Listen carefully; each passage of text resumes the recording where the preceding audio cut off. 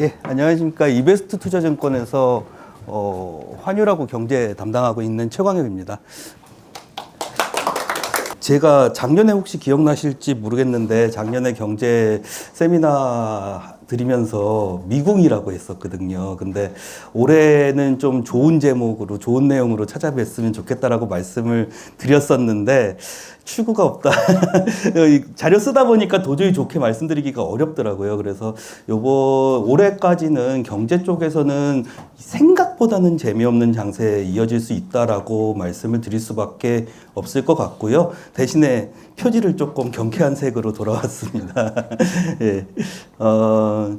먼저 말씀드리고 싶은 게 저희 쪽에서 이제 출구가 없다 아니면은 별로 안 좋다라고 생각을 하는 이유 자체가 사실 IMF나 월드뱅크 같은 다른 기관들에 대비해서 이 이베스트 투자증권에서 예상하고 있는 경제 성장률 전망치가 조금 더 낮고 변동성이 작습니다. 그리고 인플레이션 전망 자체는 좀 높게 잡아놓고 있는 상황인데 이 그림 자체를 보는 이유가 2019년으로 회귀한다라는 얘기들을 많이 하시거든요.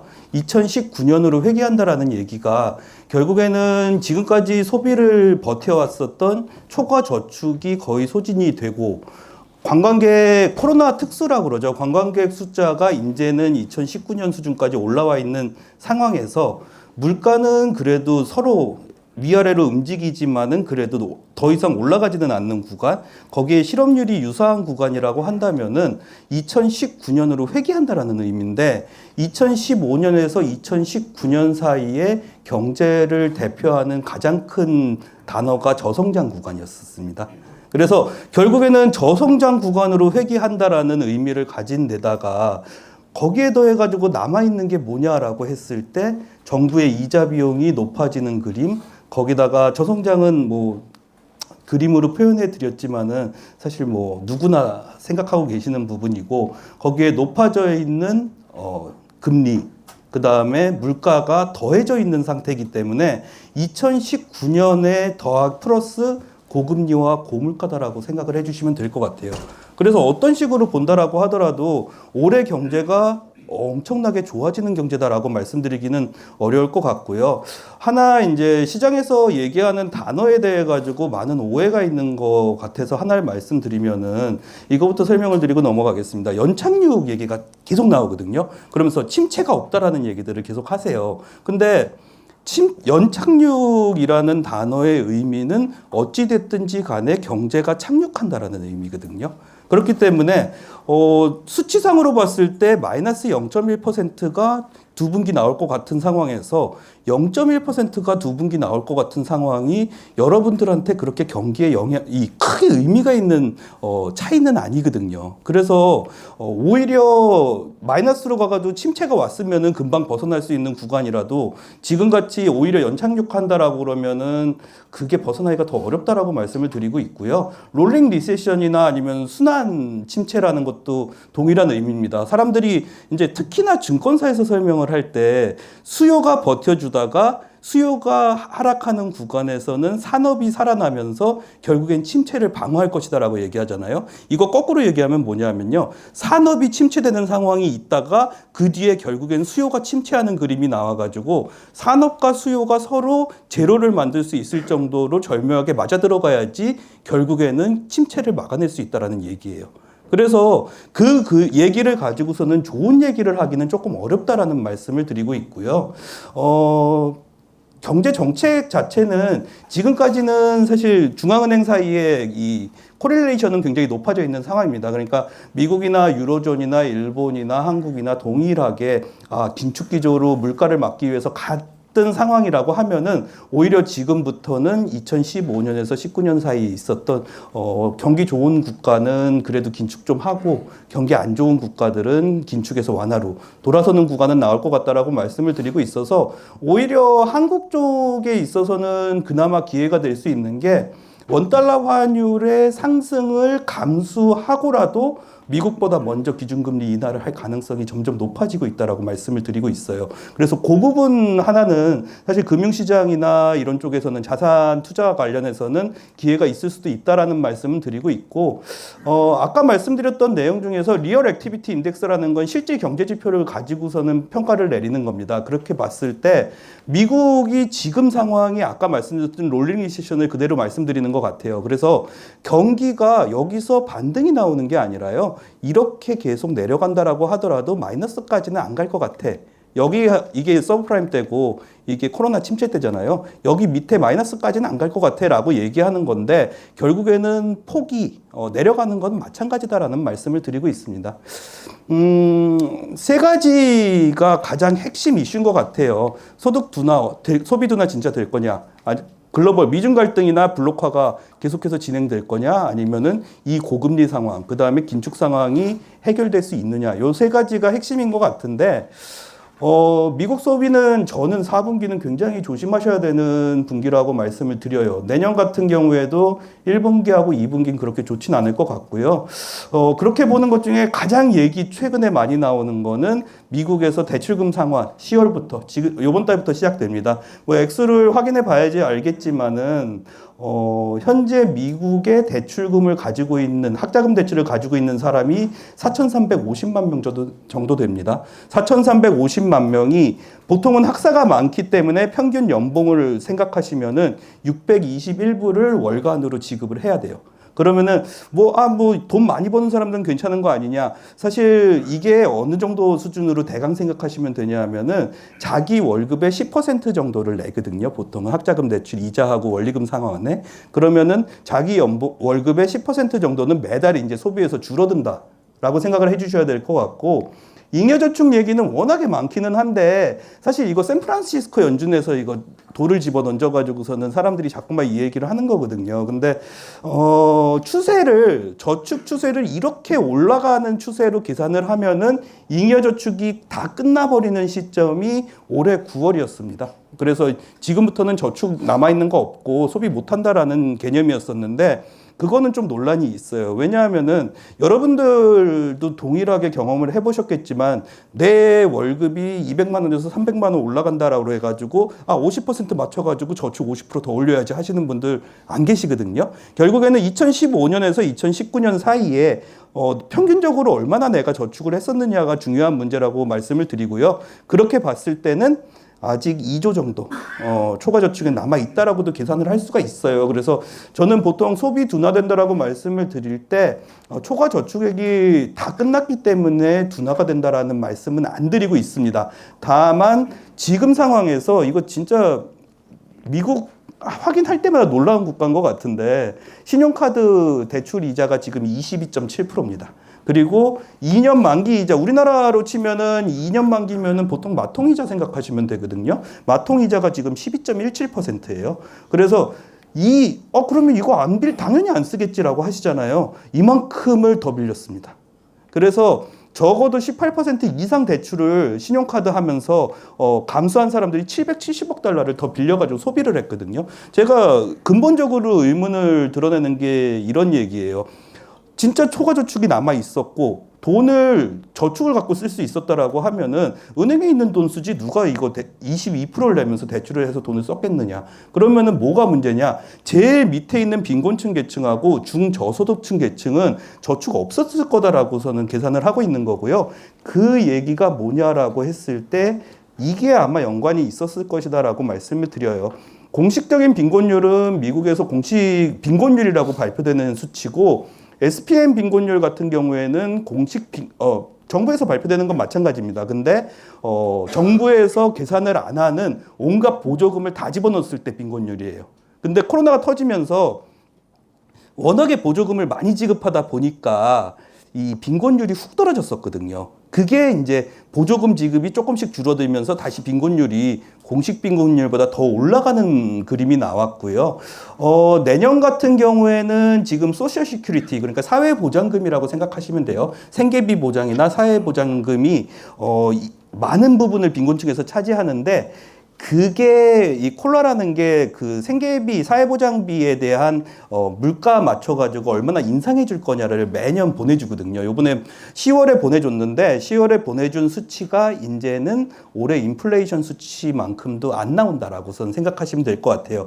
작년하고 그러니까 올해하고 작년 같은 경우에는 물가 올라간 거보다 이거를 더 많이 올려줬습니다. 근데 내년부터는 물가만큼도 못 맞춰줄 것 같아요. 미국에서 아까 처음에 보여드렸던 것처럼 돈이 너무 많이 들어가다 보니까 이 재정 적자나 이런 부분들 때문에 여기서부터는 재정 지출을 그렇게 늘려주기는 어렵다라고 말씀을 드리고 있고요. 그러면은 어떻게 되느냐? 소비 줄어들 수밖에 없다라고 말씀드리고 있어요. 다만 4분기가 위험하다고 말씀을 드린 이유는 작년 4분기, 뭐 항상 매년 4분기가 연말 소비 시즌이잖아요. 그러면은 작년에는 나쁘지 않았었거든요. 올해 4분기에 연말 소비 시즌이 왔을 때 과연 사람들이 소비를 연말 느낌으로 할 수 있겠느냐라고 하면은 줄어들어 버리면 YOY로 계산했을 때 훅 떨어져 버리는 그림 나올 수 있습니다. 그래서 그거 조심하셔야 된다라는 말씀 드리는 거고요. 블록화는 미국이 진짜 깽판을 치고 있는 거예요. 그래서 보시는 것처럼 부정적인 개입 횟수를 계산했을 때 미국이 엄청나게 많이 개입을 많이 하고 있는 상황이고 그 개입으로 손해보고 있는 나라가 어디냐라고 했을 때 중국이 압도적으로 높은 횟수로 손해를 보고 있습니다. 근데 뭐 사실 저는 이런 것들 있잖아요. 만약에 무역 개입하고 블록화하면은 얼마가 손해가 나고 막 이런 계산들이 잘 와닿지도 않고요. 솔직히 저희 같이 경제하는 사람들 숫자 넣는 데다 쓰는 거지 여러분들한테는 그렇게 와닿지는 않을 것 같은데 블록화 자체로 인해 가지고 문제가 생기는 거는 확실하고 근데 그 블록화가 미중 갈등 문제에 있어 가지고 해결이 될 것이냐라고 했을 때 저는 미국의 의도가 무역 수지 적자를 해소하는 데 있지 않다라고 말씀을 드리고 있습니다.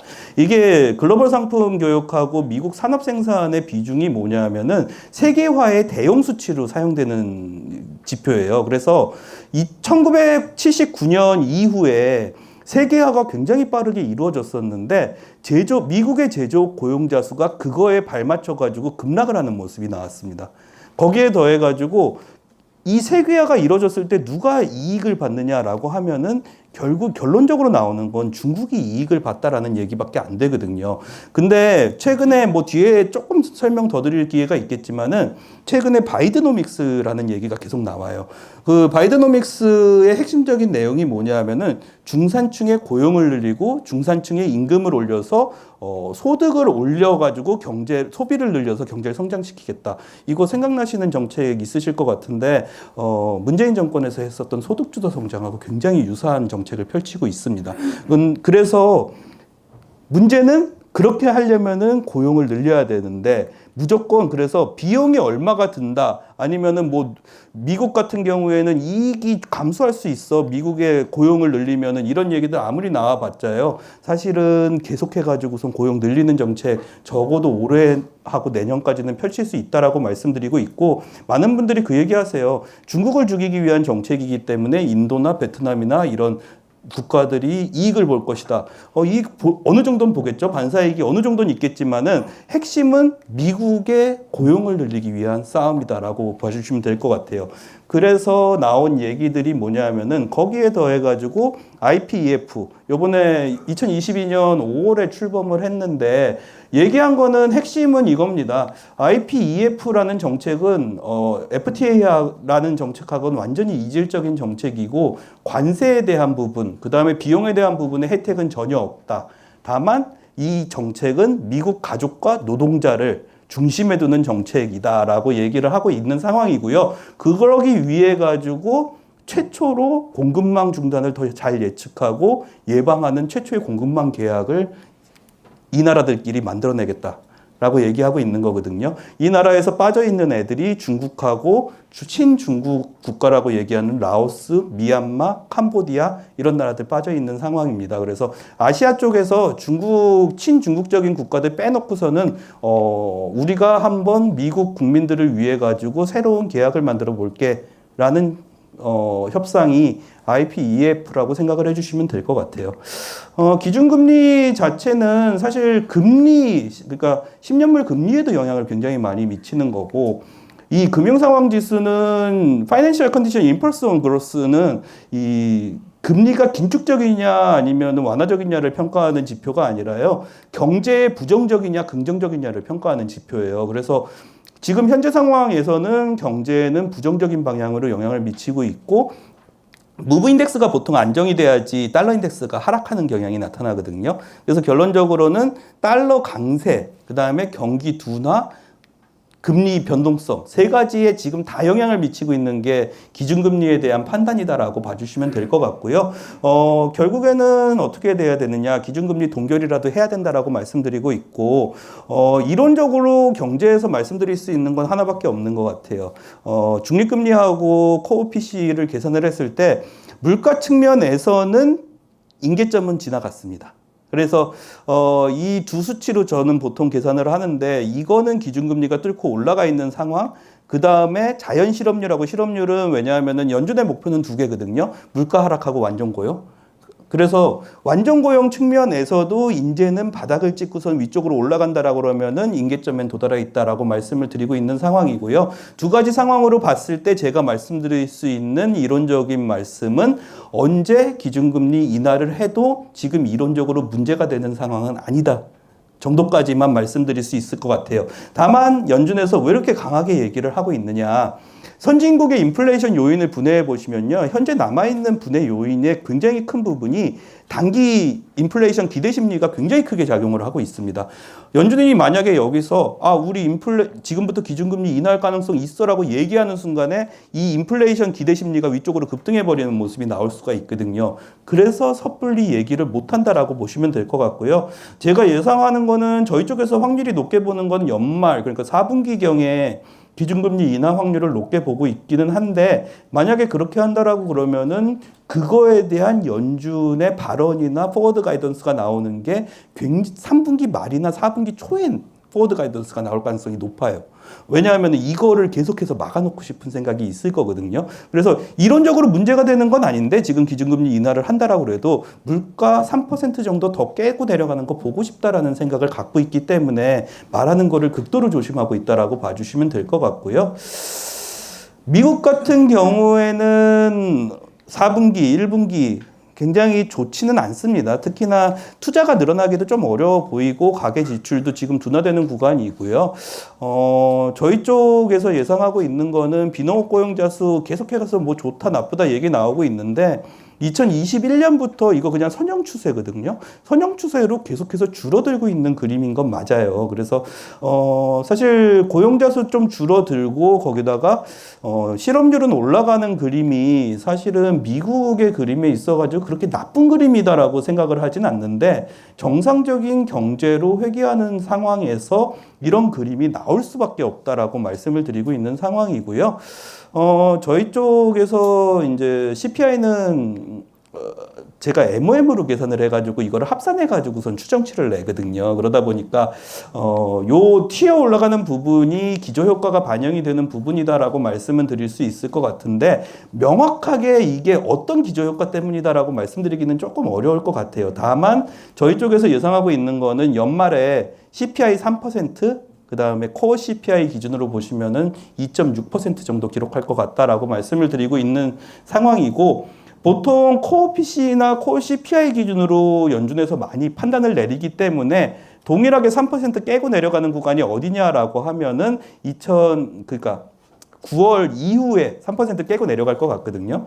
그렇게 보시면은 아까 말씀드렸던 것처럼 연준에서 기준금리 인하에 대해서 이제 액션을 하는 게 언제냐라고 했을 때 이것 때문에 4분기 정도 액션할 것 같다라고 말씀드리고 있는 상황입니다. 사실 유가가 뭐 이란 팔레스타인 문제나 이런 것만 아니면은 전반적인 그림에서는 엄청나게 튀어 올라가긴 어렵기 때문에 여기 기저효과가 끝나고 나면은 하반기 들어가면은 유가의 이 YOY 효과는 많이 줄어들 거다라고 말씀을 드리고 있는 상황이고요. 요쪽에 건축은, 저는 주택은 지금 아직도 좋아지긴 좀 어렵다라고 말씀드려요. 왜냐하면은 모기지 금리가 내려가기가 어렵잖아요. 올해 같은 경우에는 모기지 금리가 안 내려가는 상황에서는 모기지 규모 그렇게 올라가지 않는다라고 말씀을 드리고 있는 상황이고, 다만 아까 소비하고 관련해서 소비가 안 좋아진다. 근데 왜 신용카드 대출은 늘어났을까라고 말씀을 드리면서 미국 경기 괜찮다라고 얘기하시는 분들이 핵심적으로 보여주시는 지표가 요 DSR이에요.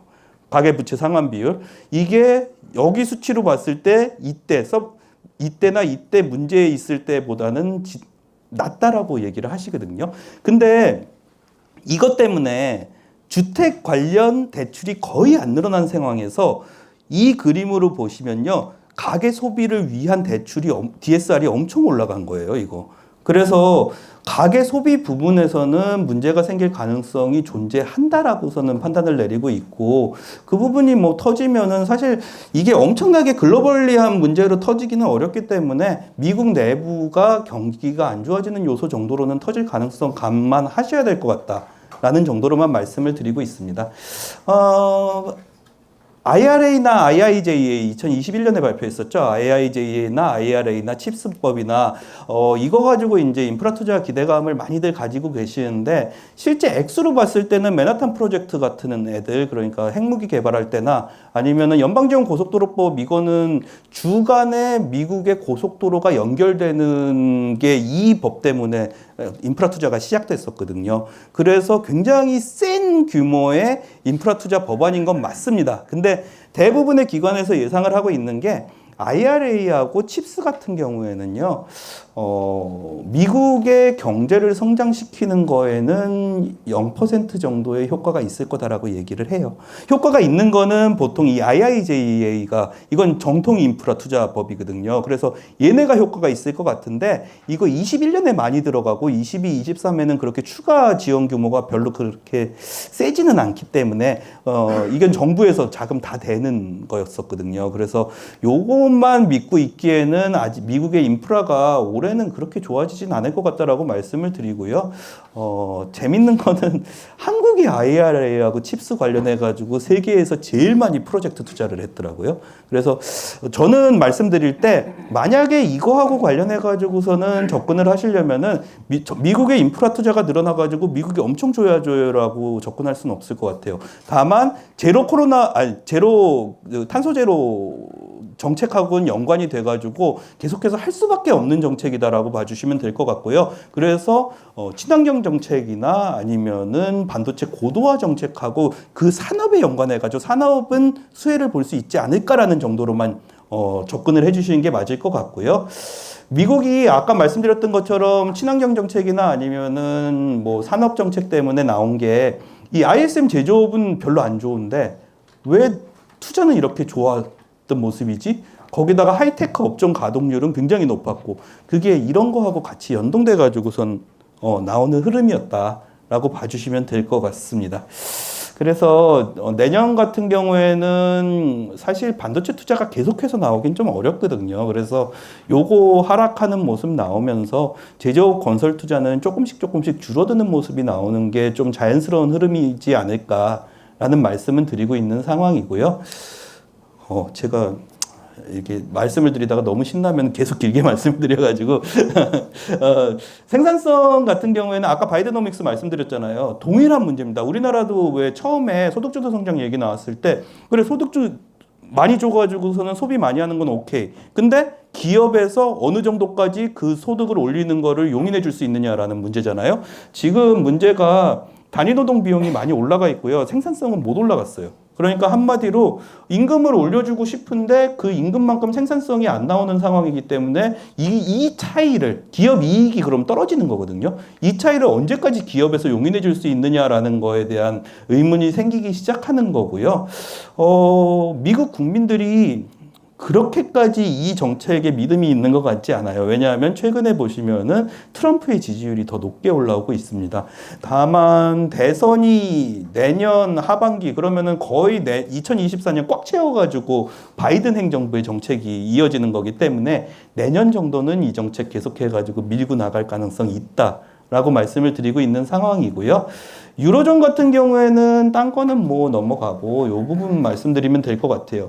유로존이 천연가스 문제나 이런 것들이 심각했었는데 해결이 됐다라고 얘기를 합니다. 근데 해결이 된 거에 많은 부분을 차지했던 게 뭐냐라고 했을 때 수요를 감소시켜가지고 억지로 감소시켜가지고 문제를 해결했어요. 지금 산업이나 가계 쪽의 수요를 계속해서 감소시켜서 2023년 기준으로 보셨을 때요. 수요 감소폭이 굉장히 높았었어요. 그러면은 문제가 되는 거는 발전량이 엄청 늘어나거나 아니면 실제로 러시아에서 다시 천연가스가 들어오는 게 아닌 한은 이 계획을 이런 그림을 맞추기 위해서는요. 수요가 이 수준에서 유지가 돼야 돼요. 근데 그러면 경제성장은 수요를 이렇게 눌러놓으면 경제성장 어떻게 하려고 라는 의문이 생길 수밖에 없거든요. 그래서 이걸 올리든지 그러면은 사실은 전체 그림에서 봤을 때 여기서 가능한 그림은 하나밖에 없습니다. 풍력을 많이 짓든지 원자력을 다시 돌아가든지 두 가지 그림밖에 나올 수가 없고요. 아마 경제성장에 대한 의지가 강해지기 시작하면은 제 개인적인 생각으로는 원자력 발전 투자 쪽으로 다시 돌아가지 않을까라는 생각은 가지고 있다라고 말씀을 드리고 있고요. 중국 같은 경우에는 사실 안 좋다라는 얘기가 워낙에 많이 나오고 있어가지고 최근 같은 경우에는 그냥 비교하시라고 넣어놨는데 잃어버린 10년, 일본의 잃어버린 10년 시작할 때랑 굉장히 유사한 국면이 아니냐라는 얘기는 나오기 시작했습니다. 정책상으로 봤을 때 핵심은 이거예요. 부동산이 살아나야 되는데 아무리 해도 부동산이 안 살아나고 있다라는 부분이 핵심인 것 같고요. 다만 저희 쪽에 이제 중국 쪽 애널이 계속해서 얘기하고 있는 거는 요번에 특별채권 발행했잖아요. 특별채권 발행이라는 것 자체는 거의 한 99%는 전통 인프라 투자로 사용되는 재원이거든요. 그래서 중국의 전통 인프라 쪽에 돈은 밀어 넣고 있는 상황이고 전반적인 그림에서 봤을 때 중국 사회개발원이나 이런 데서 계속해서 부동산 대출에 대한 아니면 부동산에 대한 규제는 완화하는 쪽으로 계속해서 푸시를 넣고 있는 상황입니다. 그래서 간혹 가다가 이런 말씀 하시잖아요. 시진핑이 자기의 정권을 잡기 위해 가지고 경제보다는 그쪽으로 더 신경을 쓰고 있는 거 아니냐라는 얘기 하시는데 정권을 잡으려면 지금 상황에서는 경제 살려야 됩니다. 그래서 경제 살리는 거는 굉장히 노력을 하고 있는 상황인데 생각보다 좀 느리게 살아나고 있다라는 정도로 봐주시면 될 것 같고요. 뭐 그 얘기는 있더라고요. 리커창이 이제 심장마비로 그러니까 원래 있던 최진영 연구원도 그 얘기하고 이렇게 갑자기 죽는 거는 사실 좀 이상하지 않느냐라는 얘기들은 좀 나오기 시작하더라고요. 근데 뭐 그거를 논외로 한다라고 하더라도 살리려는 정책은 짜잘짜잘하게 굉장히 많이 나오고 있다라는 정도만 인지해 주시면 될 것 같습니다. 저는 한국은 벌써 3년째 별로 기대는 없다라고 말씀드리고 있는 상황인데 성장률만 보면은 올라갈 것 같습니다. 성장률, 올해가 워낙에 안 좋았어요. 그래서 성장률만 보면은 올라갈 것 같은데 그 성장률이 올라가는 그림의 핵심이 사실 딴 것보다는 수출 증가율이 올라가서 성장률이 올라가는 그림이라서요. 이 보시는 것처럼 코로나 때 한국 성장이 거의 내수를 가지고선 버텼었거든요. 근데 3분기부터 시작해가지고 순수출 쪽이 이제 올라오면서 다시 수출이 살아나면서 경제 성장률 나가는 외수 쪽으로 다시 치중되는 경제로 돌아간다라고 보시면 될 것 같고, 다만 걱정하고 있는 거는 이게 좋은 건지 나쁜 건지 저도 약간 헷갈리는 부분 중에 하나인데, 한국 수출 증가율 추정했을 때 저는 상반기에 8%, 하반기에 4% 정도 증가할 거라고 추정하고 있습니다. 근데 웃기는 그림이 나오는 게 한국이 2024년에 수출 금액이 한 푼도 증가 안 한다라고 계산을 했을 때요. 2024년 1월에 수출 증가율이 18%가 나와요. 한 푼도 증가 안 해도. 이게 올해가 워낙에 상반기에 수출 금액이 낮다 보니까 YOY로 계산을 해버리면 기저효과가 엄청나게 세게 반영된다라고 보시면 될 것 같고요. 그래서 이게 위쪽으로 치고 올라가는 그림이 나와서 YOY 그림 자체는 굉장히 센 그림이 나오는 그런 좀 기형적인 현상이 발생할 가능성이 높다라고 말씀드려요. 근데 투자하시는 사람들이나 외국에서 한국을 바라볼 때의 눈이나 아니면은 GDP를 계산할 때나 대부분의 경우는 YOY를 기준으로 생각들을 하시거든요. 그래서 뭐 이게 수치상의 무슨 오차가 있을 수는 있을지언정 나쁜 그림은 아닐 것 같다라는 정도로만 생각을 해주시면 될 것 같고요. 저는 사실 산업에 있어서는 출하 재고 사이클을 굉장히 많이 보는 편인데 반도체가 괜찮아진다라고 얘기는 자꾸 나오는데 재고가 계속해서 급등하는 모습이 나오고 있거든요. 그래서 저는 개인적으로 말씀드릴 때 반도체 진짜 그렇게 좋아지는 건지에 대해서 불확실하다라는 말씀은 계속해서 드리고 있는 상황이고, 자동차 같은 경우에는 좋았던 이유가 재고가 워낙에 모자랐었습니다. 그래서 주문을 쭉 올리는 그림이 나오더라도 사실 자동차의 재고가 그렇게 많이 올라가는 그림은 아니었었거든요. 근데 현재 상황에서 말씀을 드릴 때는 자동차 재고 너무 올라온 것 같다라고 말씀을 드리고요. 거기에 더해가지고 뭐 전기차 때문에 올라가는 것도 있었잖아요. 근데 전기차의 글로벌리하게 출하가 많이 줄어들고 있는 상황인 거는 확실한 것 같아요. 그래서 요 부분에 있어가지고 저는 전기차 예전에 왜 스마트폰 생각해 보시면은 애플 처음 나왔을 때나 옴니아 혹시 기억하실지 모르겠는데 갤럭시나 이런 데서 스마트폰 처음 나왔을 때 초기 소비자는 굉장히 빠르게 올라갑니다. 근데 그 이후에 불편함이나 아니면 이런 것들 때문에 소비자가 올라간 구간에서 멈췄다가 옆으로 흐르다가 위쪽으로 다시 치고 올라가는 구간이 나타나거든요. 저는 전기차나 이런 2차 전지를 사용하는 부분이 지금 그 멈춰 있는 구간이 아니냐라는 말씀을 드리고요. 이게 살아나려면 한 1, 2년 정도 걸리지 않을까 싶어요. 뭐 제 주변 사람들한테 물어봐도 이제는 전기차 무서워서 가솔린차 아직은 탈래라는 사람들만 남은 것 같거든요. 그럼 그 사람들이 다시 전기차 굉장히 좋은 것 같아, 아니면 전기차로 바꿔도 이제는 괜찮을 것 같다라는 인식이 생기려면은 적어도 2년의 기간은 필요할 것 같다라는 말씀드리고 있는 거고요.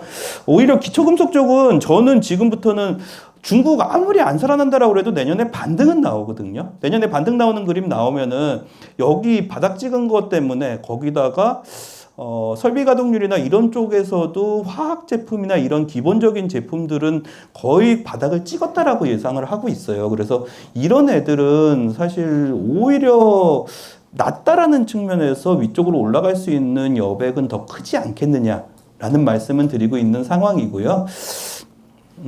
환율 넘어가야 될 것 같네요. 환율로 말씀을 드리면요. 작년에 혹시 이제 들으셨던 분들은 생각하실 텐데 제가 환율 전망이 엄청 틀렸어요. 작년 환율 전망이. 연말까지 계속해서 낮아진다라고 예상을 했었는데 연초에 여기가 이제 위쪽으로 올라가는 그림이 나와버리는 바람에 틀렸었는데 그럼에도 불구하고 말씀드리고 싶은 거는, 환율에 대한 전체적인 방향성 자체는 저는 변한 건 아니다라고 말씀을 드려요. 제가 말씀드릴 상황에서 기준금리를 대부분의 경우에는 동결을 할 거다라거나 아니면은 올해 안에 인하할 가능성도 있다라는 컨센서스가 있었기 때문에 그거에 맞춰가지고 달러가 하락한다라고 말씀을 드렸던 건데, 그게 깨져버리면서 달러가 계속해서 버텨버리는 모습이 나왔거든요. 금리도 예상치 못하게 상승하는 그림이 나왔었고, 다만 그게 뒤쪽으로 이연되는 그림이었다라고 말씀을 드리고요. 달러 자체는 하락할 걸로 보고 있습니다. 하락할 걸로 보고 있는데 그 레벨 높이 자체는 당시에는 유로존 경제가 괜찮아질 거라는 예상이 많았었는데 유로존 경제가 좋아진다라는 예상이 많이 후퇴한 상황이라서, 거기에 더해가지고 아까 말씀드렸던 것처럼 지금 상황에서는 살아나는 것보다는 오히려 에너지 수요를 어떻게 감당할 거냐라는 의문이 많기 때문에 달러가 내려가는 레벨은 조금 더 높아져 있는 상황이다라고 보시면 될 것 같고요. 뭐 이거는 밴드니까 한 100포인트 정도 까지는 내려갈 수 있을 것 같다라고 예상을 하고 있고, 지금 상황 자체는 높아져 있습니다. 실질 실효 환율 기준으로 보시면은 올라갈 수 있는 여백이 그렇게 높지는 않아요. 그래서 정상적인 구간, 그러니까 기준금리가 뭐 고금리 상황이다라고 얘기하더라도 한 요 정도 라인에서는 형성이 될 거다라는 말씀을 드리는 거고, 그것 때문에 보고 있는 게 100포인트 정도까지 내려갈 수 있지 않겠느냐라는 말씀 드리고 있습니다. 제일 크게 틀렸던 원인 중에 하나가 이거예요. 기준금리가 올라가는 구간에서는요, 결국에는 달러가 약세로 가는 그림을 뭘로 만들어낼 수 있냐라고 하면은, 무브 인덱스가 하락하는 그림이, 안정적으로 이렇게 하락하는 그림이 나와줘야지 달러 인덱스가 고점 찍고 같이 내려가는 그림이 나오는데, 여기 보시는 것처럼 무브 인덱스가 고점을 찍은 다음에 내려가는 그림이 나오다가 달러가 같이 내려가다가 10년물 금리 자체가 위아래로 변동성이 튀어버리니까 거기서 달러가 못 내려가고 멈춰버린 상황이다라고 보시면 될 것 같고요. 내년 같은 경우에는 어떻게 본다라고 하더라고요. 10년물 금리도 마찬가지고 단기 금리도 마찬가지고 안정성은 좀 생길 것 같아요. 그래서 변동성이 죽는 구간이 나오면서 이 변동성 자체가 하락하는 구간은 나올 것 같고 그러면은 달러 인덱스도 그것 따라 가지고 하락하는 모습 나올 거다. 라고 예상하고 있는 상황입니다. 뭐 아까 유럽 경제 말씀드렸는데 유로화가 항상 말씀드리지만 너무 비중이 커요. 그래서 유럽 통화만 합쳐보시면은 한 78% 정도 되거든요. 거기에 엔화가 굉장히 약세로 갔었잖아요. 그래서 엔화가 13.6% 정도 되기 때문에 유럽이 지금은 그렇게 좋다라고 말씀드리기 어려워가지고 달러의 하방 레벨 자체는 조금 높은 가능성이 있다라고 말씀을 드리고 있는 상황이고요. 유럽은 이 실제 실효 환율 기준으로 봤을 때 이 라인 넘어가는 거 굉장히 어렵다라고 보고 있거든요. 그래서 오히려 위쪽에 여기서 치고받고 싸우는 모습 옆으로 횡보하는 그림 나올 것 같아가지고 지금 상황에서는 현재 환율, 현재의 유럽 환율 상황에서 변동성이 굉장히 큰 모습이 나오기는 어렵다라는 말씀 드리고 있는 상황입니다. 엔화는 저도 엔화를 올해 같은 경우에 현금으로 많이 환전을 했었어요. 엔화 고점이다라고 그래가지고. 근데, 여전히 말씀드리는 거는 저는 엔화는 강세로 갈 여지가 굉장히 크다라고 말씀을 드립니다. 뭐, 여러 가지 해석들이 있겠지만은, 기본적으로 생각을 했을 때, 엔화가 약세로 갔던 이유가 뭐냐라고 하면요. 결론적으로는 일본은행에서 정책 전환을 할 것 같았었는데, 그 정책 전환이 느리기 때문이다라고 우선 얘기할 수밖에 없거든요. 근데 문제는 이 급등하기 전에 일본 정책이 뭔가 달랐었냐라고 하면은 정책 전환 고민하는 것보다 더 완화적인 환경이었었거든요. 그러면은 이만큼 올라가는 엔화의 약세에 대해서 설명할 수 있는 게 정책 전환을 안 했기 때문이다라고 얘기하는 거는 조금 밸류에이션상으로는 말이 안 된다라는 말씀을 드리고요. 실제 시장 환율 기준으로 봐서도 역사상 최저치입니다. 그래서 일본 경제가 올해 같은 경우도 그렇고 내년 같은 경우도 그렇고 이게 어디까지나 통화라는 거는 상대적인 경제 성장률의 개념이잖아요. 그러면은 미국이나 유로존하고 비교했을 때 일본 경제가 그렇게 나쁜 상황이 아니거든요. 그러면 지금의 환율은 너무 싸다라고 말씀을 드릴 수밖에 없는 상황이다라고 보고 있는 거고요. 환율 강도상으로 봤을 때 이거 투기적 순매수거든요. 투기적 순매수도 지금 거의 바닥권까지 내려온 그림 나오는 것 같고 2023년 경제성장률 기준으로 봤을 때도 한국보다 일본의 엔화가 쌀 이유는 저는 없다라는 말씀은 드리고 있어요. 장기적으로 봤을 때 제일 걱정을 많이 하셨던 게 위안화의 위상이 높아지면서 엔화의 위상을 위협하는 거 아니냐. 그러면은 엔화가 장기적으로 하락하는 거 아니냐라는 말씀들 많이 하셨었는데 재밌는 그림이 나온 게 엔화하고 위안화가 같이 위쪽으로 국제 결제 비중이 급등하는 모습이 나왔거든요. 이 얘기는 뭐냐면은 다른 나라, 즉 달러나 유로화의 국제 결제 비중이 하락하는 걸로 이 두 개의 환율이 결제되는 게 대체됐다라고 보시는 게 맞을 것 같아요. 특히나 유로 환율이 예전 같은 위용을 되찾기는 좀 어려울 것 같아요. 그래서 그 부분 때문에 오히려 엔화하고 위안화가 같이 오르면 올랐지 위안화가 엔화를 대체하는 그림이 나오기는 조금 어렵지 않겠느냐라는 말씀은 드리고 있습니다. 원달러 같은 경우에는 지금 달러하고의 상관관계는 많이 떨어져 있는 상황이거든요. 이 짜잘짜잘하게 움직임 자체가 달라지고 있다라고 보시면 될 것 같고요.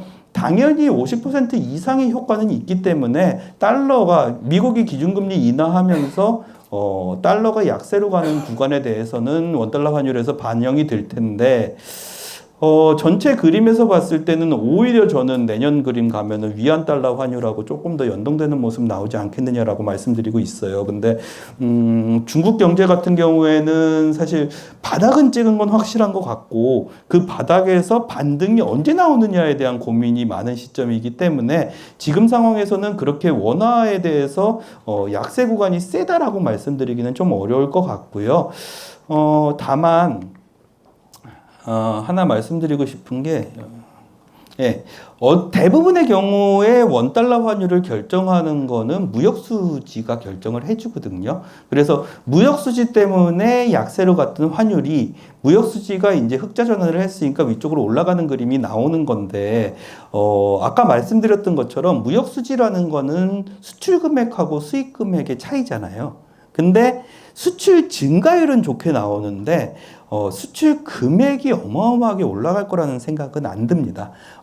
제가 아까 수출 증가율 계산했던 거는 2015년에서 2019년 사이에 한국의 연평균 수출 증가율이 1.48%였어요. 그거를 감안해가지고 계산한 수치였는데, 지금 상황에서도 그거 이상으로 올라가는 그림을 만들어내기는 굉장히 어려울 것 같다라고 말씀을 드리고 있고, 그렇다면은 전체적인 그림에서 봤을 때 2015년 이후에 글로벌 무역량 자체가 줄어들었고 글로벌 무역량 그러니까 전체 파이가 줄어드는 그림이 나온 것 때문에 한국의 전반적인 수출량도 항상 줄어든 수치로 계산할 수밖에 없다라고 말씀을 드리고 있어요. 그 얘기가 뭐냐?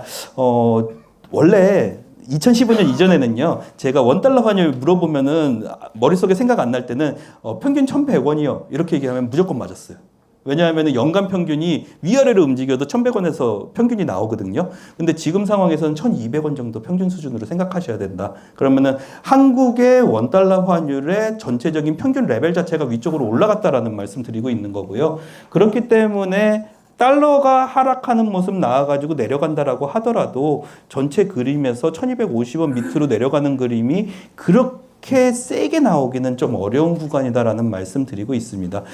달러 인덱스 내려가는 것보다 원달러 환율을 좀 위쪽에 위치하게 예상을 하고 있는 이유가 상반기에 수출 증가율이 좋은데요. 수출 증가율 보시면은 상반기에 좋은 그림 나왔다가 하반기로 갈수록 밑쪽으로 쭉 떨어지는 그림이 나오거든요. 그래서 아마도 이 환투자 하시는 분들이나 아니면은 경제 보시는 분들은 그거에 대한 한국 경기가 둔화되는 그림을 좀 반영하실 것 같다. 라는 말씀 드리는 거 하나, 그 다음에 전체적인 파이가 줄어들어서 수출 금액상으로도 못 늘어나는 그림 하나, 그 다음에 하나는 여기 위쪽으로 조금 치고 올라가는 거 말씀드렸잖아요. 한국이 1분기 빠르면 1분기, 2분기 정도에도 기준금리를 인하할 가능성이 존재합니다.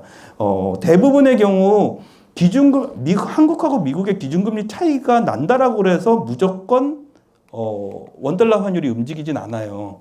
이게 올라갈 때도 있고 내려갈 때도 있거든요. 근데 과거 사례를 다 찾아봤을 때 원화가 약세로 좀 빠르게 가는 구간이 언제였냐 하면요. 미국보다 한국이 선제적으로 기준금리 인하했을 때 좀 빠르게 약세로 가는 그림이 나왔었거든요. 근데 요번에 그럴 가능성이 존재하기 때문에 아까 말씀드렸던 것처럼 위쪽으로 한번 치고 올라갔다가 내려가는 그림이 나오니까 하락 퍼센트로 생각을 해보셔도 사실 레벨이 그렇게 엄청나게 내려가긴 좀 어려운 것 같다. 그래서 밴드상으로는 1237에서 1418원 말씀드리고 있는데 평균 환율 수준으로는 1250원 정도 생각하시면 연평균 환율 대강 맞지 않을까, 아니면 1250원 조금 위쪽으로 보셔야 될 것 같다 라고 말씀드리고 있는 상황입니다.